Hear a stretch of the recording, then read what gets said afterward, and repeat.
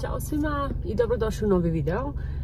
Danas u ovom videu ću da vam pokažem koliko koštaju usluge, frizerske usluge u Australiji. Ja obično se farbam sama i farbam samo izraštaj na svake možda 3 do 4 nedelje i evo sada je vrijeme već da se farbam, ali sada ću da odem do frizerskih salona i da ih pitam koliko koštaju cijene i da vam snimim. Znači, otiću do par različitih salona. A kao što sam rekla, znači farbam se sama na svake 3-4 sedmice, a onda jednom u možda nekih 6 mjeseci odem kod frizera da mi, ako se recimo bude žućkasto ili tako to, da mi ona malo stavi neki ili preliv ili obično uradi samo pramenčića nekoliko gore, da se to izjednači boja i ujedno i na šišanje, tako da evo već bi trebalo i da se šiša, malo mi se istanjila kosa dole po dnu, ali farbanje definitivno, tako da ću dođem sada do frizera i da ih pitam. Znači pitaću ih za tri stvari. Prva stvar, pitaću koliko košta da se izvuku pramenovi na cijelu kosu, da se ofarba taj izraštaj gore, recimo za moju kosu ću da pitam, zato sam i ostavila, znači, da mi izraste ovako, da oni mogu da vide. Znači, da, za moju kosu koliko košta pramenovi za cijelu kosu, izraštaj da se uradi, šišanje i feniranje, to je znači jedna usluga. Druga usluga, ću da pitam koliko košta samo da mi ofarbaju taj izraštaj gore i da me ošišaju i isfeniraju. I treća usluga će da bude da cijena samo šišanja i feniranja. I onda ću da vam kažem da vidite koliko otprilike to košta i razlike od salona do salona.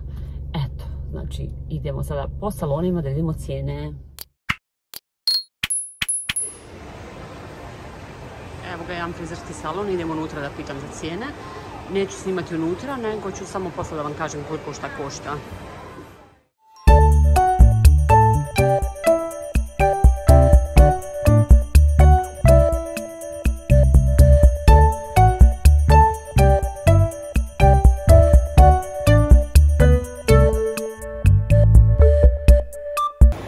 Pitala sam, znači rekli smo da pitamo za 3 vrste usluga.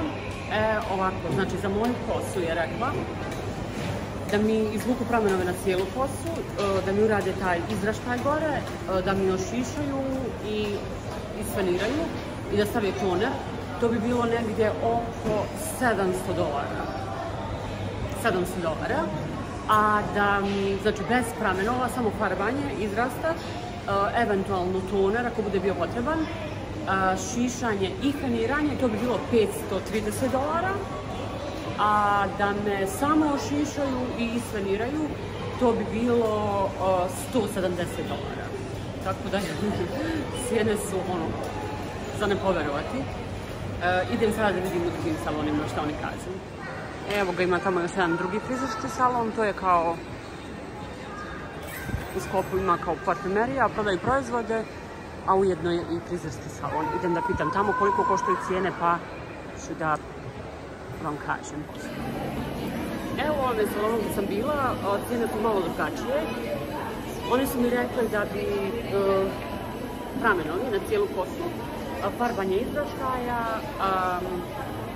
šišanje i feniranje bilo oko $570, da mi urade samo boju gore na izraštaj i da me ošišaju i feniraju, to bi koštalo oko 400 do 450, rekao, i u zavisnosti koliko boje ode. I samo šišanje i feniranje je od 100 pa do $120. Tako da, eto, oni su kao malo jeftiniji, ali i dalje to je potrebno. Tako da, idemo dalje. Ja završila sa frizerima. U ovom shopping centru su bila samo 2 frizerska salona. Mislila sam da ima više, ali očigledno nema. Ali mislim da ste mogli otprilike da vidite kako se kreću cijene i da se znatno razlikuju od salona do salona, ali da su mnogo jake cijene. pa čak i za nas ovdje.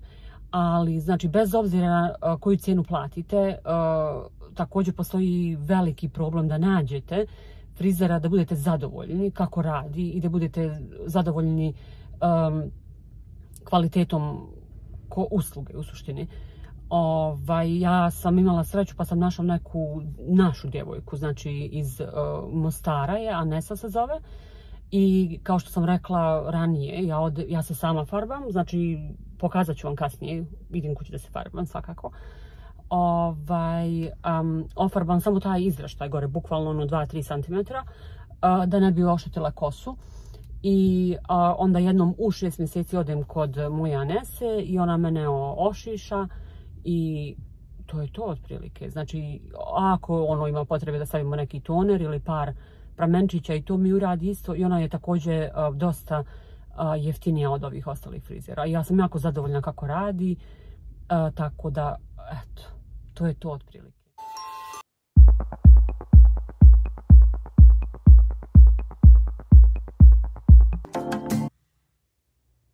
I evo mene spremna za farbanje. Evo, ovdje se vidi baš kako mi je izraslo mnogo. Za boju koristim ovu salonsku formulu Revlon Professional i to je neka najsvjetlija i ima malo i sivkaste boje u njoj također. Hidrogen 12%. Ok, sad ću to da zamutim i da se farbam. Stavila sam pola farbe, što je 30 ml i onda sam stavila duplu dozu hidrogena, tako piše ovdje na farbi. Znači ako stavim 60 ml farbe, onda treba stavim od 120 do 180 ml hidrogena. Znači ja sam stavila duplu dozu hidrogena, to sad zamutim i farbam se. I moram još nešto da vam pokažem. Malo sam se išišnula. Samo malo, nisam puno.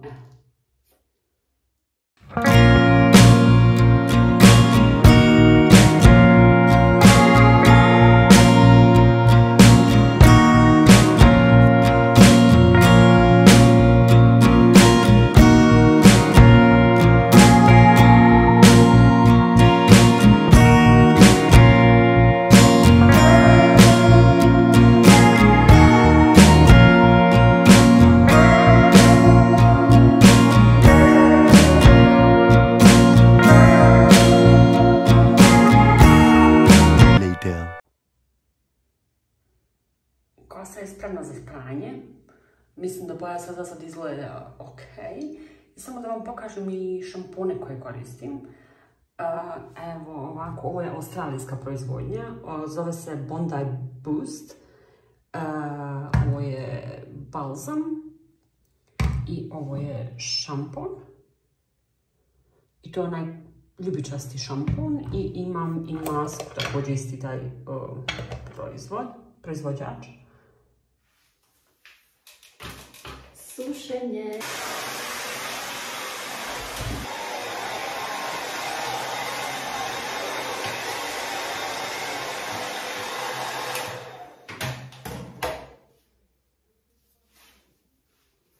Eto, frizura gotova za jeftine pare.